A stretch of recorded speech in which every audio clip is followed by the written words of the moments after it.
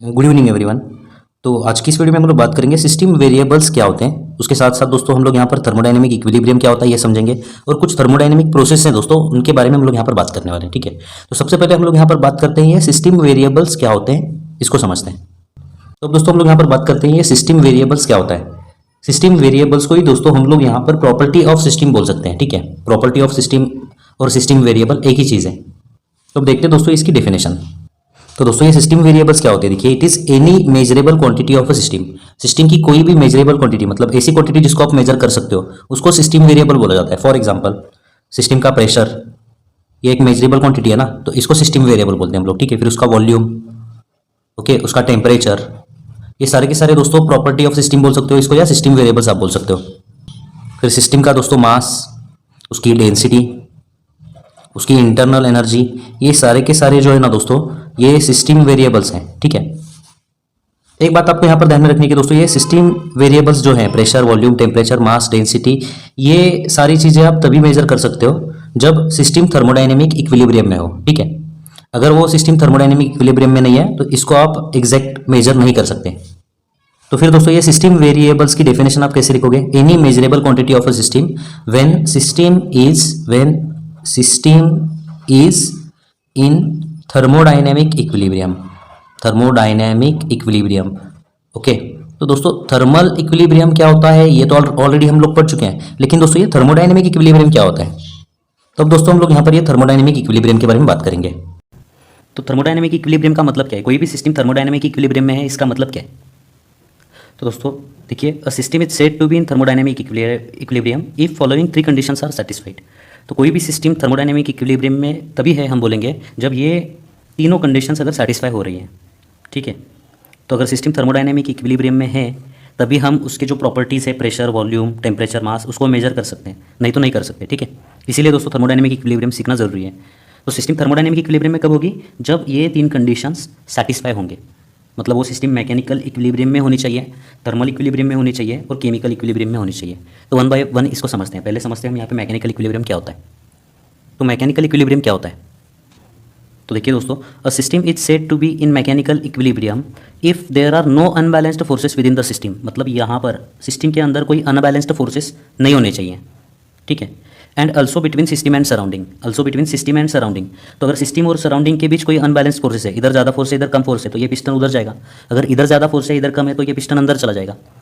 ठीक है, तो जब ये पिस्टन बाहर जा रहा है या फिर ये अंदर जा रहा है अनबैलेंस्ड फोर्सेस की वजह से, उस टाइम पे हम इसका प्रेशर, वॉल्यूम, टेम्परेचर नहीं मेजर कर सकते। हम तभी मेजर कर सकते हैं जब ये पिस्टन रुका हुआ है, मतलब ये जो सिस्टम है, ये सिस्टम मैकेनिकल इक्विलिब्रियम में है, तभी हम इसके प्रॉपर्टीज़ मेजर कर सकते हैं। तो पहली कंडीशन थर्मोडायनेमिक इक्विलिब्रियम की क्या है, ये मैकेनिकल इक्विलिब्रियम में होना चाहिए। अब समझते हैं दोस्तों दूसरी कंडीशन, सिस्टम जो है वो थर्मल इक्विलिब्रियम में होना चाहिए। सिस्टम थर्मल इक्विलिब्रियम में होना चाहिए, ये कंडीशन है दोस्तों। ठीक है, सिस्टम और सराउंडिंग थर्मल इक्विलिब्रियम में होना चाहिए, ये कंडीशन नहीं है। सिस्टम थर्मल इक्विलिब्रियम में होनी चाहिए, ये कंडीशन है। ठीक है, तो दूसरी कंडीशन क्या है दोस्तों, system should be in thermal equilibrium. तो इसका मतलब क्या है दोस्तों, सिस्टम थर्मल इक्विलिब्रियम मतलब सिस्टम के अंदर का हर पॉइंट का टेम्परेचर सेम होना चाहिए, इसका ये मतलब है। ठीक है, system should be in thermal equilibrium मतलब सिस्टम के अंदर टेम्परेचर यूनिफॉर्म होना चाहिए हर तरफ। ठीक है, ये दो पॉइंट का टेम्परेचर सेम होना चाहिए, ये दो पॉइंट का, ये दो पॉइंट का टेम्परेचर, हर एक पॉइंट का टेम्परेचर सेम होना चाहिए। इसको बोलते हैं system is in thermal equilibrium. ये कंडीशन नहीं है कि सिस्टम और सराउंडिंग थर्मल इक्विलिब्रियम होना चाहिए, ये कंडीशन नहीं है दोस्तों। ये system should be in thermal equilibrium. ठीक है, तो देखिए दोस्तों, a system is said to be in thermal equilibrium if temperature throughout the system is same.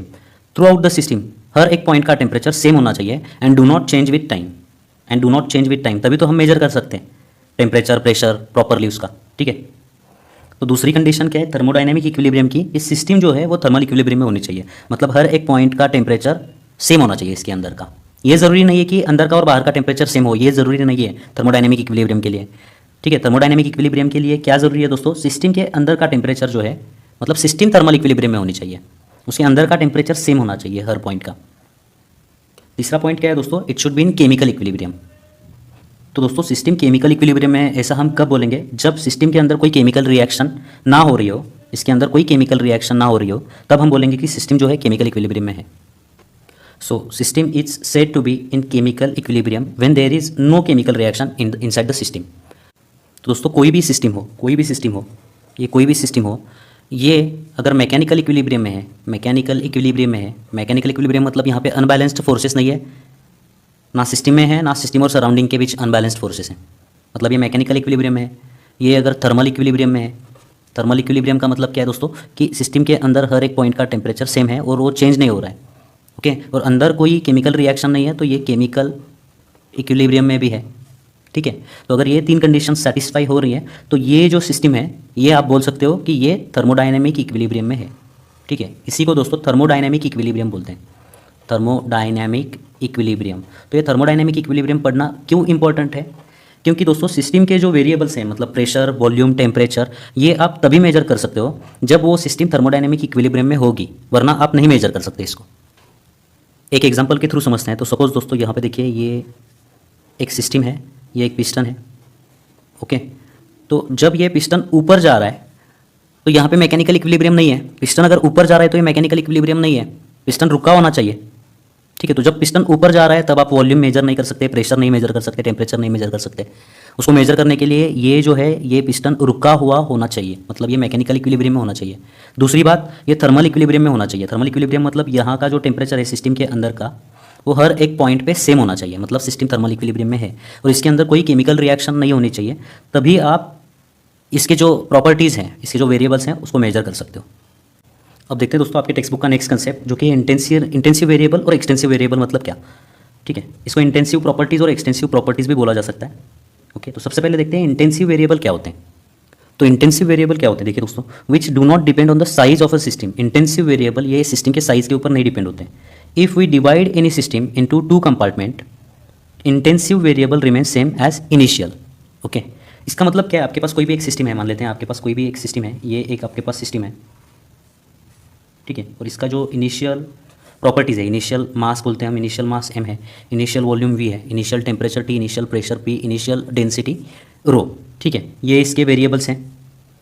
अब अगर इस सिस्टम को आप दो कंपार्टमेंट में डिवाइड करोगे, ठीक है, तो देखिए दोस्तों डेंसिटी क्या होगी, यहाँ पे भी डेंसिटी रो, यहाँ पे भी डेंसिटी रो, मतलब डेंसिटी ओरिजिनल जितनी है, तो डेंसिटी एक इंटेंसिव वेरिएबल है, ठीक है। फॉर एग्जांपल क्या बोल सकते हो आप, density is a intensive variable, ये एक इंटेंसिव प्रॉपर्टी है, ठीक है। प्रेशर का क्या हाल होगा दोस्तों, देखिए यहाँ का प्रेशर और यहाँ का प्रेशर और ये प्रेशर सेम ही होगा, तो प्रेशर भी एक क्या है दोस्तों, प्रेशर भी एक इंटेंसिव प्रॉपर्टी है।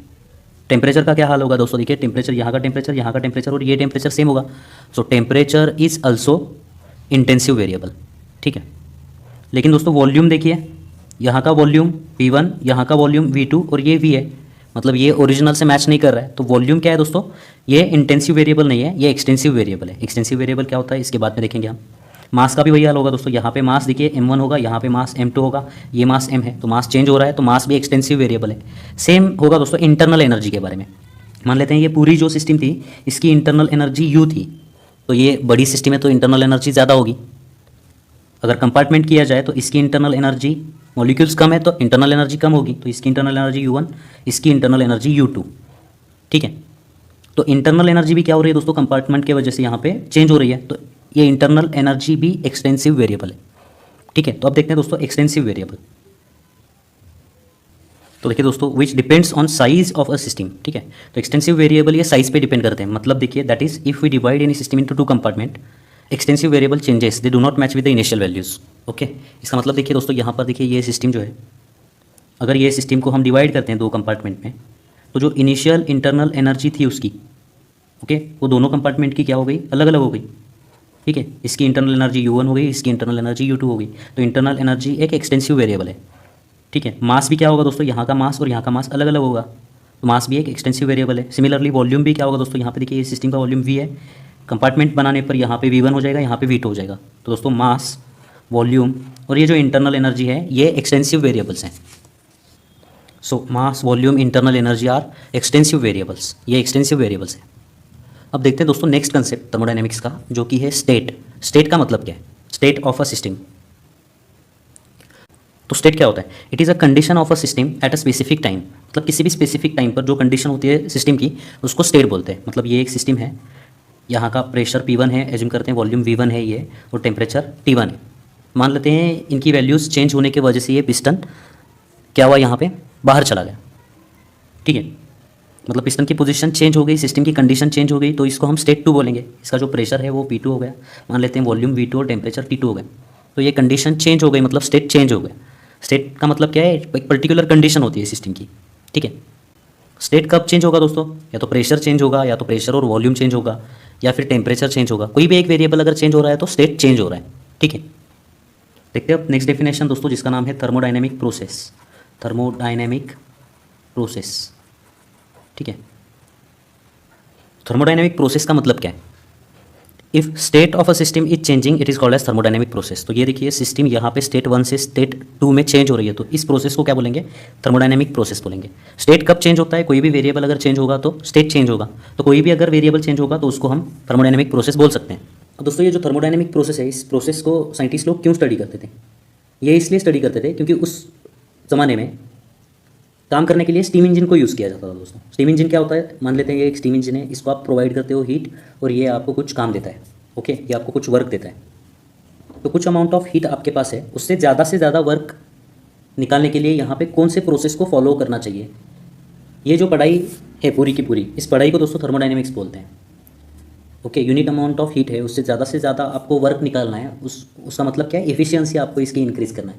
तो स्टीम इंजन की एफिशिएंसी इंक्रीज़ करने के लिए जो भी पढ़ाई की, उस पढ़ाई को दोस्तों थर्मोडाइनमिक्स बोलते हैं, ठीक है। मतलब आगे जो भी आप पढ़ने वाले हो उसको आप इससे रिलेट कर सकते हो।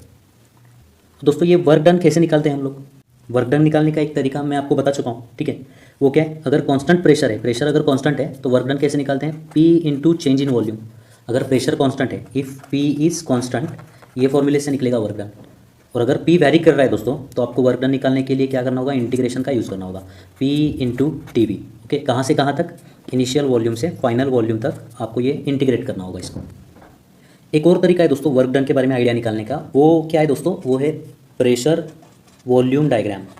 प्रेशर वॉल्यूम डायग्राम, ठीक है। तो ये प्रेशर वर्सेस वॉल्यूम का जो डायग्राम है, इसी को दोस्तों इंडिकेटर डायग्राम भी बोलते हैं, ठीक है। इंडिकेटर डायग्राम भी बोलते हैं।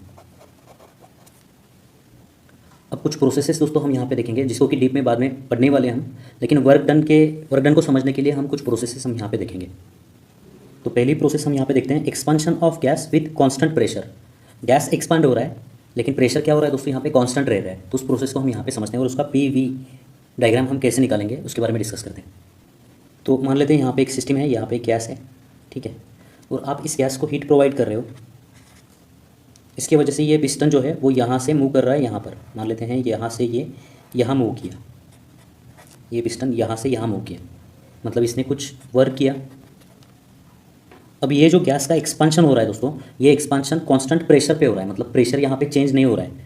तो यहाँ पे जो इनिशियल प्रेशर था, वो इनिशियल प्रेशर एज्यूम करते हैं हम P था, और जो फाइनल प्रेशर हुआ यहाँ पे वो भी P ही है, ठीक है। लेकिन वॉल्यूम देखिए, वॉल्यूम चेंज हो रहा है। इनिशियल वॉल्यूम कितना था? इनिशियल वॉल्यूम V1 था, और फाइनल वॉल्यूम क्या हो रहा है? यहाँ पे बढ़ रहा है वॉल्यूम, तो फाइनल वॉल्यूम क्या था? V2 है। तो अब ये प्रेशर वर्सेस वॉल्यूम का ग्राफ हम यहाँ पे निकालते हैं।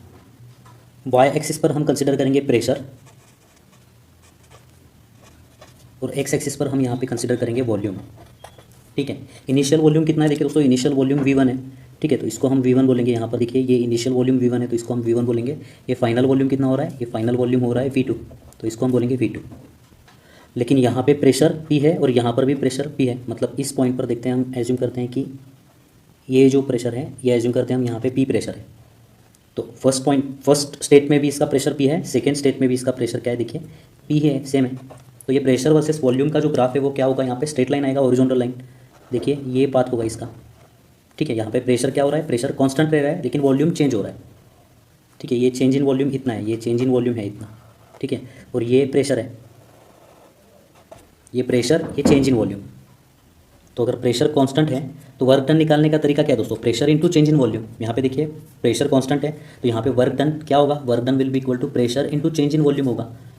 और अगर यहाँ पे ध्यान से देखोगे आप, तो देखिए ये pressure into change in volume, मतलब अगर आप ये जो PV ग्राफ है इसके नीचे का एरिया आप देखोगे तो ये एरिया कितना आ रहा है?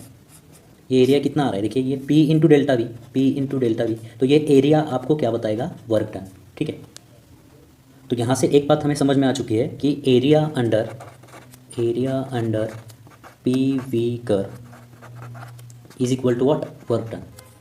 PV का जो ग्राफ होता है ना, उसके नीचे का जो एरिया होता है उसको वर्क डन बोलते हैं, वही वर्क डन होता है आपका, तो दोस्तों यहाँ पर अगर आप फर्स्ट लॉ ऑफ थर्मोडायनेमिक्स लगाते हो तो यहाँ पर ये जो साइड में डायग्राम है, यहाँ पर हीट क्या हो रही है दोस्तों, हीट अंदर जा रही है, सिस्टम के अंदर जा रही है, तो यहाँ पर क्या होगा दोस्तों, ये प्लस की हो जाएगा, is equal to change in internal energy. और वर्क क्या हो रहा है दोस्तों, देखिए वर्क जो है सिस्टम से बाहर आ रहा है, सिस्टम से बाहर आ रहा है मतलब वर्क भी पॉजिटिव होगा, ठीक है। तो यहाँ पे अगर फर्स्ट लॉ ऑफ थर्मोडायनेमिक्स आप लगाते हो तो आपको ये इक्वेशन मिलेगा, ओके, ठीक है। तो फिर दोस्तों चेंज इन इंटरनल एनर्जी कैसे निकालोगे, चेंज इन इंटरनल एनर्जी, ये W को उधर भेजना होगा, तो W अगर उधर जाएगा तो क्या होगा दोस्तों, यहाँ पर Q माइनस W हो जाएगा, and this is equal to what, change in internal energy. तो यहाँ पर दोस्तों चेंज इन इंटरनल एनर्जी के लिए हमें इक्वेशन मिल चुका है, ओके।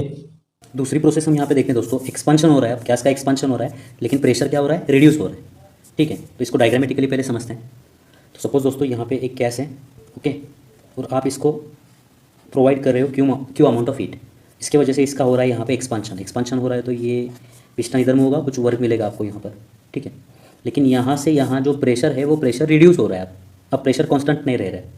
तो इस प्रोसेस के लिए प्रेशर वर्सेस वॉल्यूम का ग्राफ कैसे होगा, तो एज्यूम करते हैं इनिशियल प्रेशर था यहाँ पे P1 और वॉल्यूम था V1, उसके बाद क्या होगा, यहाँ पे प्रेशर रिड्यूस होगा, तो फाइनल जो प्रेशर है वो P2 हो गया, और फाइनल वॉल्यूम क्या होगा, यहाँ पे इंक्रीज़ होगा, वॉल्यूम एज्यूम करते हैं हम यहाँ पे V2 होगा, सॉरी यहाँ पे दोस्तों क्या होगा, initial pressure P1, initial volume V1, और फाइनल प्रेशर होगा P2 और वॉल्यूम V2।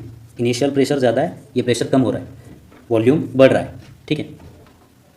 तो इसके लिए प्रेशर वर्सेस वॉल्यूम का जो ग्राफ है वो कैसे आएगा, तो वाई एक्सिस पर हम कंसिडर करेंगे दोस्तों यहाँ पर प्रेशर, और एक्स एक्सिस पर हम कंसिडर करेंगे वॉल्यूम, ठीक है।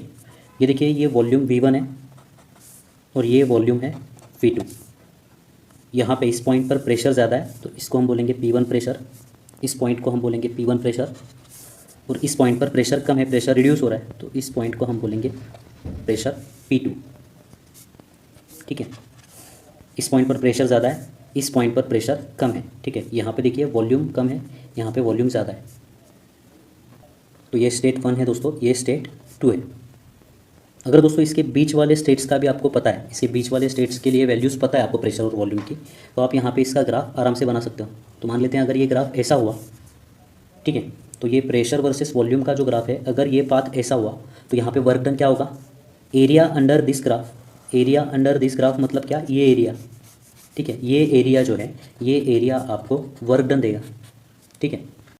तो अब दोस्तों यहाँ पर अगर आप फर्स्ट लॉ ऑफ थर्मोडायनेमिक्स लगाते हो तो यहाँ पर ये जो साइड में डायग्राम है, यहाँ पर हीट क्या हो रही है दोस्तों, हीट अंदर जा रही है, सिस्टम के अंदर जा रही है, तो यहाँ पर क्या होगा दोस्तों, ये प्लस की हो जाएगा, is equal to change in internal energy. और वर्क क्या हो रहा है दोस्तों, देखिए वर्क जो है सिस्टम से बाहर आ रहा है, सिस्टम से बाहर आ रहा है मतलब वर्क भी पॉजिटिव होगा, ठीक है। तो यहाँ पे अगर फर्स्ट लॉ ऑफ थर्मोडायनेमिक्स आप लगाते हो तो आपको ये इक्वेशन मिलेगा, ओके, ठीक है। तो फिर दोस्तों चेंज इन इंटरनल एनर्जी कैसे निकालोगे, चेंज इन इंटरनल एनर्जी, ये W को उधर भेजना होगा, तो W अगर उधर जाएगा तो क्या होगा दोस्तों, यहाँ पर Q माइनस W हो जाएगा, and this is equal to what, change in internal energy. तो यहाँ पर दोस्तों चेंज इन इंटरनल एनर्जी के लिए हमें इक्वेशन मिल चुका है, ओके।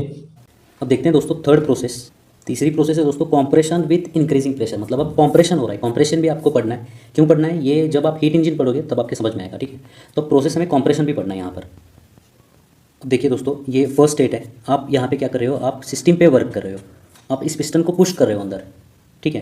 तो इसके वजह से क्या होगा, ये पिस्टन अंदर चला जाएगा और गैस जो है वो कॉम्प्रेस हो जाएगा, गैस का क्या होगा, यहाँ पे कॉम्प्रेशन होगा, ठीक है। तो यहाँ पे पहले स्टेट में प्रेशर एज्यूम करते हैं हम, क्या था, P2 था, और वॉल्यूम क्या था, V2 था, ठीक है। कॉम्प्रेशन के बाद प्रेशर कितना हुआ, P1, और वॉल्यूम कितना हुआ, V1। तो पहले प्रेशर कम था, कॉम्प्रेशन के बाद प्रेशर बढ़ेगा यहाँ पर, ठीक है। तो इस चीज़ के लिए प्रेशर वर्सेस वॉल्यूम की डायग्राम क्या होगी, तो यहाँ पे देखिए वॉल्यूम V2 था, एक्स एक्सिस पर हम वॉल्यूम कंसिडर करेंगे और वाई एक्सिस पर हम प्रेशर कंसिडर करेंगे, ठीक है। यहाँ पे वॉल्यूम V2 था, यहाँ से यहाँ वॉल्यूम कितना हो रहा है, वॉल्यूम V1 हो रहा है, वॉल्यूम डिक्रीज़ हो रहा है, लेकिन प्रेशर क्या हो रहा है दोस्तों, प्रेशर यहाँ से यहाँ इंक्रीज़ हो रहा है, मतलब यहाँ पे प्रेशर कम था, ठीक है। तो इसको हम बोलेंगे, ये कम प्रेशर था तो इसको हम बोलेंगे P2, ठीक है। और यहाँ पे प्रेशर इंक्रीज़ हुआ तो इसको हम बोलेंगे P1, ठीक है। तो ये स्टेट 2 से स्टेट 1 आ रहा है, और अगर इसके बीच के स्टेट्स की भी वैल्यू आपको पता है तो आप यहाँ पे कंटिन्यूस ग्राफ बना सकते हो। ये मान लेते हैं कंटिन्यूस ग्राफ है, स्टेट 2 से स्टेट 1 जा रहा ग्राफ। तो यहाँ पे दोस्तों वर्क डन क्या होगा, work done is area under pressure volume graph, ठीक है। तो ये प्रेशर वॉल्यूम जो कर्व है, इसके नीचे का जो एरिया है ये क्या होगा, ये होगा वर्क डन, लेकिन ये वर्क डन अब हमने सिस्टम पे किया हुआ है। तो मान लो एट द सेम टाइम आप यहाँ पे हीट अप्लाई कर रहे हो और वर्क भी सिस्टम पर कर रहे हो। अब दोस्तों यहाँ पर अगर आप first law of thermodynamics use करते हो तो आपको क्या मिलेगा, देखिए हीट जो है सिस्टम के अंदर जा रही है तो हो जाएगा यहाँ पर plus Q is equal to change in internal energy, और वर्क भी सिस्टम के अंदर जा रहा है, वर्क सिस्टम के ऊपर हो रहा है और सिस्टम के ऊपर होने वाला वर्क जो है हम नेगेटिव एज्यूम करते हैं। ठीक है, तो यहाँ पर दोस्तों ये फर्स्ट लॉ ऑफ थर्मोडायनेमिक्स के लिए आपको ये इक्वेशन मिलेगा और यहाँ से आप चेंज इन इंटरनल एनर्जी निकाल सकते हो। चेंज इन इंटरनल एनर्जी निकालने का क्या फॉर्मूला है फिर दोस्तों, देखिए यहाँ पर W उधर जाने के बाद क्या हो जाएगा, प्लस हो जाएगा। ठीक है, तो यहाँ पर चेंज इन इंटरनल एनर्जी के लिए इक्वेशन मिलेगा आपको Q plus W, heat plus work. Okay, क्योंकि देखिए दोस्तों हीट भी अंदर जा रही है और वर्क भी अंदर जा रहा है। ठीक है, तो दोनों मिल के इंटरनल एनर्जी को बढ़ाएंगे ना। अब देखते हैं हम दोस्तों यहाँ पे नेक्स्ट प्रोसेस फोर्थ। तो एक प्रोसेस देखते हैं दोस्तों, थर्मोडायनेमिक प्रोसेस, कोई भी thermodynamic process with constant volume. ठीक है, जिसका वॉल्यूम कांस्टेंट रह रहा है। तो अगर वॉल्यूम कांस्टेंट रहेगा दोस्तों, वॉल्यूम चेंज नहीं होगा, तो वर्क डन क्या होगा, देखिए work done is equal to P into delta भी होता है ना। ठीक है, या पी इंटू डी भी होता है। वर्क डन क्या होता है, integration of P into D भी होता है, इनिशियल वॉल्यूम से फाइनल वॉल्यूम तक। लेकिन दोस्तों इसका मतलब क्या है दोस्तों, यहाँ पे देखिए इसका मतलब वॉल्यूम चेंज। तो अगर कांस्टेंट वॉल्यूम है तो वॉल्यूम ही चेंज नहीं हो रहा है, तो वर्क डन क्या होगा दोस्तों, यहाँ पे वर्क डन होगा जीरो। मतलब किसी भी थर्मोडायनेमिक प्रोसेस में अगर वॉल्यूम चेंज नहीं हो रहा है तो वर्क डन क्या होगा दोस्तों, यहाँ पर जीरो होगा। इसको हम यहाँ पे एक एग्जांपल लेके समझते हैं। अब मान लेते हैं दोस्तों ये एक सिस्टम है, अब यहाँ पे कोई मूवेबल पिस्टन नहीं है। ठीक है, क्योंकि वॉल्यूम चेंज नहीं हो रहा है, वॉल्यूम कांस्टेंट है, और यहाँ पे आप क्या कर रहे हो, इसको आप यहाँ पे हीट प्रोवाइड कर रहे हो। तो इसके वजह से क्या होगा, इसका प्रेशर बढ़ेगा। इनिशियल प्रेशर एज्यूम करते हैं हम, यहाँ पे P1 था, जो फाइनल प्रेशर क्या हुआ, बढ़ के P2 हुआ। लेकिन वॉल्यूम तो चेंज नहीं हो रहा है, वॉल्यूम इनिशियल भी V1 था और फाइनल भी क्या बोलते हैं आप, बोल सकते हो आप यहाँ पे P1 ही था, फाइनल वॉल्यूम भी V1 ही होगा।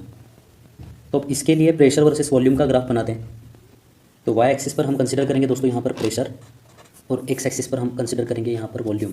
अब देखिए दोस्तों वॉल्यूम तो चेंज नहीं हो रहा है, स्टेट 1 से स्टेट 2 सेम ही रह रहा है। ठीक है, तो वॉल्यूम हम यहाँ पे कंसिडर करेंगे कि ये V1 है, लेकिन प्रेशर P1 से P2 तक इंक्रीज़ हो रहा है। ओके, मतलब ये एज्यूम करते हैं हम P1 था और ये एज्यूम करते हैं हम P2 है। ठीक है, लेकिन वॉल्यूम V1 ही रह रहा है। ठीक है, तो प्रोसेस 1 से लेके 2 तक ग्राफ कैसे होगा दोस्तों, ये कांस्टेंट वॉल्यूम है, वॉल्यूम क्या रह रहा है दोस्तों, यहाँ पे कांस्टेंट है, सिर्फ प्रेशर इंक्रीज हो रहा है। तो देखिए ग्राफ तो वर्टिकल लाइन है, तो इसके नीचे कोई एरिया ही नहीं होगा, तो इसीलिए दोस्तों वर्क डन क्या होगा दोस्तों, यहाँ पर जीरो। इसीलिए दोस्तों कोई भी थर्मोडायनेमिक प्रोसेस हो, अगर उसमें अगर वॉल्यूम चेंज नहीं हो रहा है तो वर्क डन आपको जीरो एज्यूम करना है। ठीक है, तो दोस्तों यहाँ पर अगर आप first law of thermodynamics use करोगे तो हीट देखिए सिस्टम के अंदर जा रही है तो प्लस क्यू एज्यूम करना होगा आपको। ठीक है, और change it is equal to what, change in internal energy, और यहाँ पर वर्क हो ही नहीं रहा है, सिस्टम वर्क नहीं कर रहा है, तो वर्क डन क्या होगा, यहाँ पर जीरो होगा। ठीक है, तो हीट के लिए क्या इक्वेशन मिलेगा, या चेंज इन इंटरनल एनर्जी के लिए क्या इक्वेशन मिलेगा दोस्तों, change in internal energy will be equal to heat. मतलब जितनी भी हीट आप यहाँ पर सप्लाई कर रहे हो उसके वजह से क्या हो रहा है दोस्तों, यहाँ पर इंटरनल एनर्जी बढ़ रही है। तो दोस्तों ये वीडियो यहाँ पे खत्म होता है। थर्मोडायनेमिक प्रोसेस का जो बेसिक पार्ट है ये आपको समझ में आ चुका है। नेक्स्ट वीडियो में दोस्तों हम स्टेट वेरिएबल्स क्या होता है और पाथ वेरिएबल्स क्या होता है इसके बारे में बात करेंगे। तो मिलते हैं दोस्तों आपसे अगली वीडियो में। धन्यवाद।